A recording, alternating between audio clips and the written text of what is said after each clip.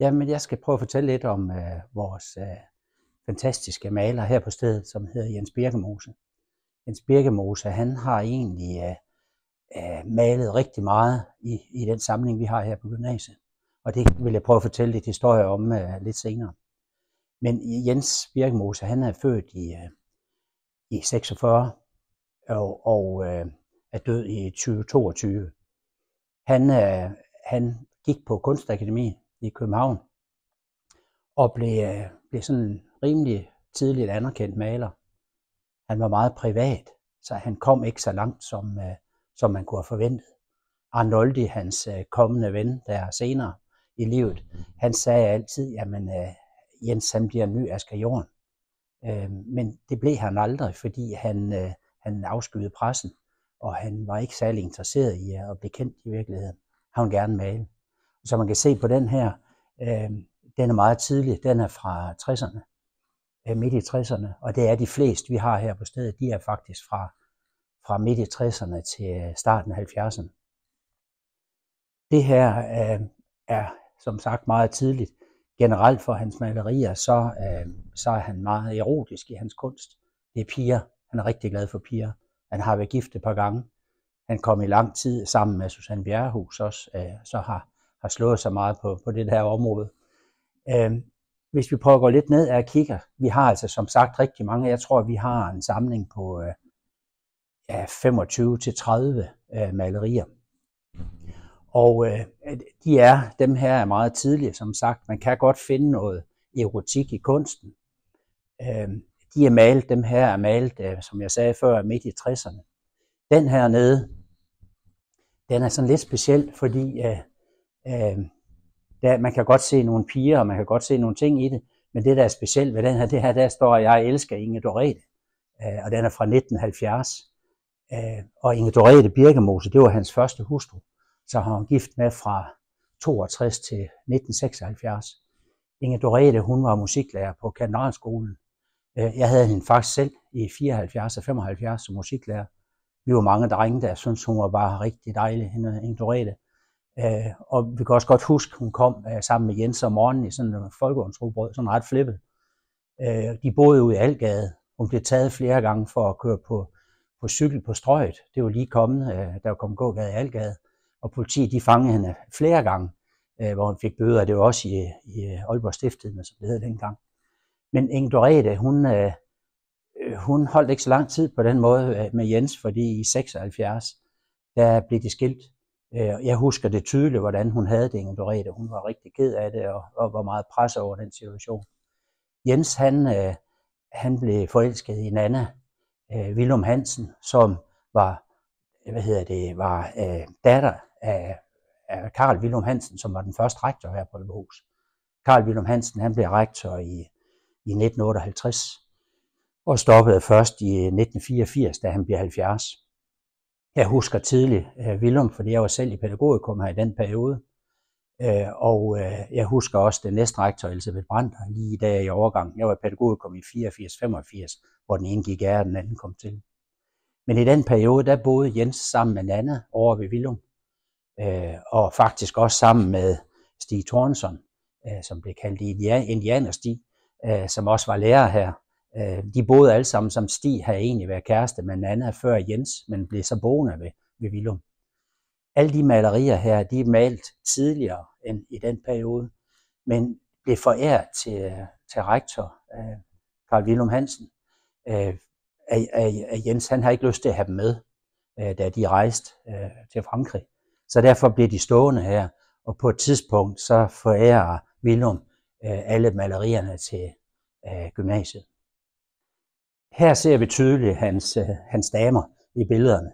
De er samtidig, de er fra sidst i 60'erne. Den er fra 69, den der kan jeg se, og den her ikke, men er stand for cirka samme periode. De er malet, nogle af dem, nok ikke her på Aalborghus, men et andet sted i byen, måske i Algade, hvor de boede, der havde han sådan lidt atelier i den lejlighed sammen med Inge Dorete. Da de blev skilt i 76, der flyttede Jens Birkemose så ind her hos Willum og Nanna. og malede en periode. Efter det, så købte Nanna og Jens, de købte et slot i Sydfrankrig, langt nede i syden, som faktisk var et vinslot, aktivt dyrkende vinslot. Og så havde de også en lejlighed i Paris, og de levede som grever og baroner, kan man sige, i den periode. Nanna, hun var klassisk pianist, og faktisk verdenskendt, og meget, meget dygtig, og tog til alle mulige koncerter, og havde en god indtjening. Og Jens var også begyndt at sælge billeder sådan i den højere ende, så de havde det godt økonomisk, og havde faktisk råd til det hele. De levede en del år dernede, indtil Jens havde jo nogle forviklinger med Susanne Bjerrehuus blandt andet, inden hun flyttede sammen med Asger Aamund. Og der er skrevet mange historier om den periode, både fra Susanne Bjerrehuus' bøger, men også fra andre, som har beskrevet parret. Nanna fandt sig åbenbart i det, at han var lidt flyvsk. Men på et tidspunkt, så bliver Nanna forelsket i gartneren til vinslottet. Og det synes Jens ikke er så godt. Det er han ikke så begejstret for. Så det ender faktisk efter en længere periode med, at de bliver skilt. Og Jens, han flytter til Danmark, får en lejlighed i København og murer sig inde fuldstændig. Han bliver samtidig syg, han får Parkinson og mister egentlig kontakt med rigtig mange af de venner, han har haft. Et kunstcenter i Silkeborg var sådan, efter jeg forhørte mig, den eneste, der rigtig havde kontakt med ham, og de kom der et par gange om året og hentede de malerier, han havde malet, og tog med og solgt i Silkeborg. Jens var medlem af Decembristerne, som var sådan en kunstsammenslutning, hvor mange andre kendte også var med i. Også Asger Jorn havde været med i det. Og jeg tror, at Asger Jorn var lidt et forbillede for Jens. Det gjorde, at den måde, han malede på, men også, at han gerne ville frem, men ikke i pressen helst. Hvis vi ser den derovre, så er det også en tydelig Jens fra perioden. Den er malet midt i 60'erne. Og utrolig flot. Man kan finde rigtig mange forskellige ting i den. Men det er typisk med hans røde og blå. Han har sådan en blå periode lidt senere, hvor vi lige skal prøve sådan en lyseblå periode, som vi lige kan prøve at gå over og kigge på lige om et øjeblik. De her, som jeg sagde lige før, så er det sådan mere den lyseblå periode. Vi har en 4 malerier af den periode. Der indgår stadigvæk kvinder. Jeg kan ikke rigtig læse mig til, hvorfor han har valgt den lyseblå. Om det er fordi, der har været tilbud på farven, eller om der har været noget specielt ved ham. Det er stadigvæk midt i 60'erne. Jens, han flyttede jo så til København, der blev skilt fra Nanna.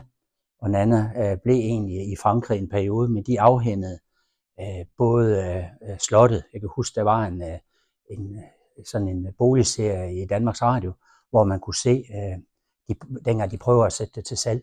Det var meget, meget forsømt, det vinslot. Men de fik det solgt. Nanna, hun døde ikke så lang tid efter, faktisk. Og Jens, han døde så her i 22. I forbindelse med skilsmissen, der kan jeg se på en blog, han har blevet interviewet omkring, hvor han siger, at skilsmissen fra Nanna, den var slem. Det var nu nummer 2 skilsmisse, han skulle igennem. Og problemet, det var, hvor finder man overhovedet en ny gartner? Så han var meget humoristisk i hans tilgang.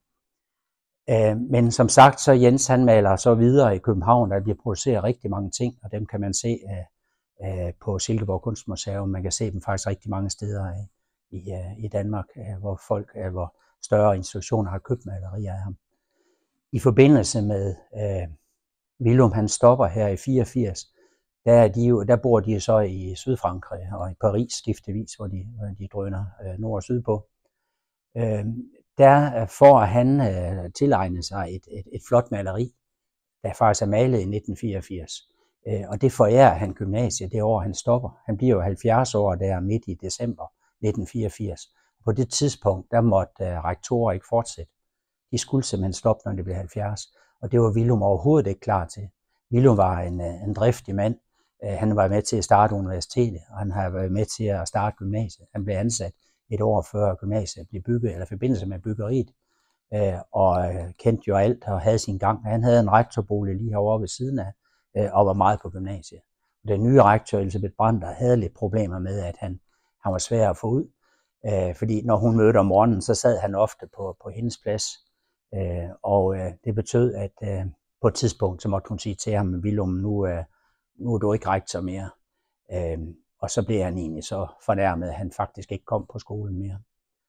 Rektorboligen købte han af amtet, som var ejer dengang. Og beholdt rektorboligen, den er derovre endnu. Rektorboligen er ejet af nogle andre. Jamen det her, det er så noget af det sidste, det yngste, vi har her på gymnasiet. Og det er det maleri, som vi har fået af Carl Willum Hansen, da han stoppede. Han forærede simpelthen gymnasiet det her. Og det er malet i 1984, som man kan se. Men hvis man kigger, så man kan godt se, at stilarten har forandret sig. Han maler anderledes. Og man kan godt se, hvis man kigger på dem i noget senere, jamen så maler han endnu meget anderledes.